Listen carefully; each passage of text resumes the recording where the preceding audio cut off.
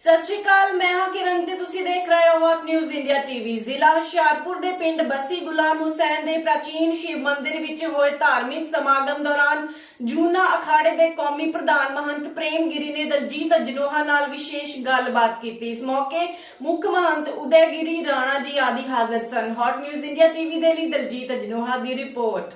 प्रेम गिरी जी हमारे साथ हैं, हम उनसे बातचीत करेंगे। वो इस समागम में पहुंचे, समागम के बारे में, साथ ही इस मंदिर के बारे में और सारी प्राचीनता दर्शाते हुए शब्दों के बारे में क्या कहते हैं। बाबा जी आपका स्वागत है। मैं श्रीपंथ दसनाम जूना अखाड़े का राष्ट्रीय अध्यक्ष श्रीमंत प्रेम गिरी।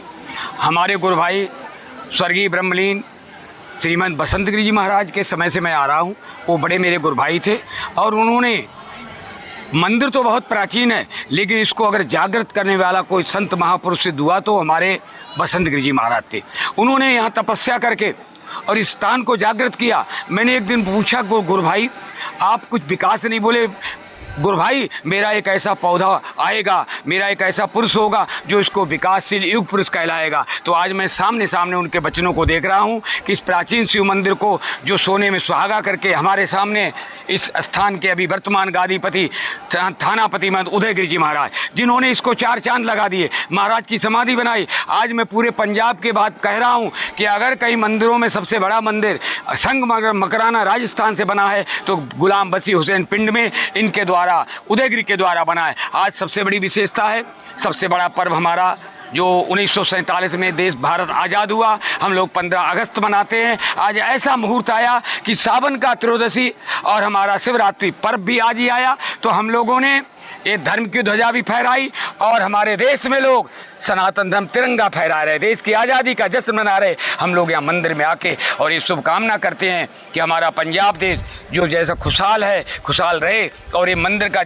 बराबर विकास होता रहे। यहाँ आने वाले सभी श्रद्धालुओं की मनोकामना पूरी हो। और मैं बराबर यहाँ आता रहता, अभी कुछ काल पहले यज्ञ हुआ था उसमें भी पहुँचा था और हमारे पत्रकार महोदय पहले भी हमारा इंटरव्यू लिया था। हमने यही कहा था कि हम सब भारतवर्ष एक है और भारतवर्ष के सभी लोग हमारे श्रद्धालु हम लोग एक ही मंत्र का उच्चारण करते हैं, सर्वे भवन्तु सुखिना सर्वे सन्तु निरामया सर्वे भद्राण पश्यन्तु कश्चित् दुख महाम भाग भवेत्। हमारे भारतवर्ष के सभी लोग सुख समृद्धि खुशहाल हों, हमारा देश विकसित हो, हमारे साधु संत, हमारे गुरुद्वारे, हमारे मंदिर, हमारे सभी धार्मिक जो चिन्ह हैं वो हमारे देश में एक ऐसा भारत देश है जिसको हम लोग धर्म निरपेक्ष कहते हैं। हमारे यहाँ सारे धर्म सब बराबर हैं, सबका सम्मान बराबर है, हम लोग सबका सम्मान आदर करते हैं। यही हमारे धर्म की एक सबसे बड़ी पराकाष्ठा है। भारत एक ऐसा धर्म है, देश है जहाँ ऋषि मुनि महर्षि सिद्धों महापुरुषों की यहाँ जन्मस्थली रही। हमारे बाबा नानक जी जिन्होंने पूरे पंजाब को पूरे देश में यहाँ तक कहते कि जब पाकिस्तान में गए थे